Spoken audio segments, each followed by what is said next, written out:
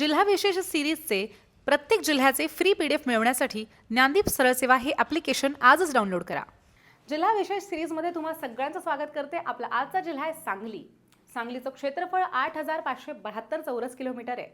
या जिल्ह्यात एकूण 10 तालुके आहेत. त्यात मिरज, तासगाव, खानापूर, आटपाडी, जत, कवठे महांकाळ, शिराळा, वाळवा, पलूस आणि कडेगाव आहे. 1949 मध्ये सातारा जिल्ह्याचं विभाजन करून दक्षिण सातारा निर्माण झाला आणि 1960 मध्ये त्याचं नामकरण सांगली असं करण्यात आलंय. सांगली जिल्ह्याच्या सीमा कोणत्या जिल्ह्यांशी लागून आहेत ते आपण पाहूयात. सांगलीच्या उत्तर आणि वायव्येला सातारा जिल्हा आहे, तर ईशान्य आणि उत्तरेला सोलापूर आहे. पश्चिमेला रत्नागिरी आहे, तर दक्षिणेला कोल्हापूर आहे आणि आग्नेयेला कर्नाटक राज्य लागून आहे. आता आपण पाहूयात की सांगली जिल्ह्यामध्ये कोणत्या प्रमुख नद्या आहेत. कृष्णा ही प्रमुख नदी सांगलीतनं वाहते. यासोबतच वारणा, येरळा, माण, बोर आणि अग्रणी याही नद्या सांगलीतनं वाहतात.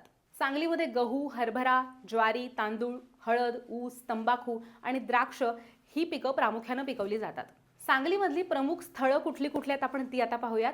सांगलीमध्ये हळद, गूळ आणि शेंगांची मोठी बाजारपेठ असते, तर तासगाव हे द्राक्ष उत्पादनासाठी प्रसिद्ध आहे. सांगली शहराच्या मध्यभागी गणेशदुर्ग हा किल्ला आहे. देवराष्ट्रे ही यशवंतराव चव्हाण यांची जन्मभूमी आहे, तर बऱ्हे बोरगाव हे क्रांतिसिंग नाना पाटील यांचं जन्मगाव आहे. याशिवाय प्रचितगड किल्ला, इरविन ब्रिज आणि दंडोबा टेकड्या सुद्धा सांगलीमध्येच आहेत. नरसिंगपूर हे कृष्णाकाठी वसलेलं सांगलीतलंच एक शहर आहे आणि मिरज हे रेल्वे जंक्शन तर आहेच, पण ह्याशिवाय तंतुवाद्यांसाठी सुद्धा अगदी प्रसिद्ध असलेलं ठिकाण आहे.